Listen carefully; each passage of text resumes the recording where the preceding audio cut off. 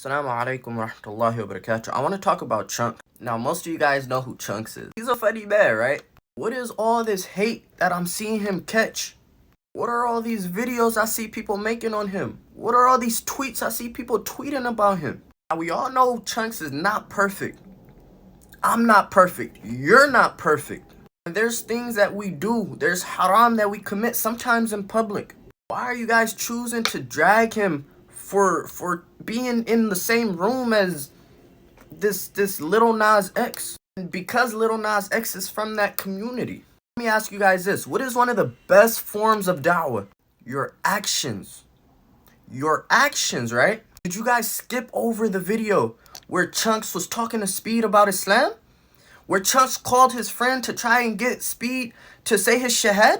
You guys skipped over that, right? Who goes to say that he wasn't trying to give Lil Nas dawah also? Your actions speak louder than words. Just Chunkz being a Muslim is a form of dawah. Chunkz having something like this behind me in his house is a form of dawah. Chunkz saying Assalamu alaikum is a form of dawah. Chunkz having a kitab somewhere in his house is a form of dawah. Who goes to say that Lil Nas X didn't get any form of dawah that night? Now, I'm not saying that that picture Chunkz put up was good. I'm not saying that. Maybe it was inappropriate. I say that. Like I said, nobody is perfect. Most of the videos and tweets that I seen wasn't because of the picture. It was because of the fact that he was in the same room as him.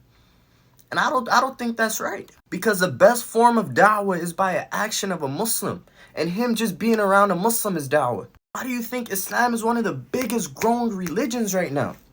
Because of our actions. Some of the biggest names, some people that we never thought would become Muslim are becoming Muslims today.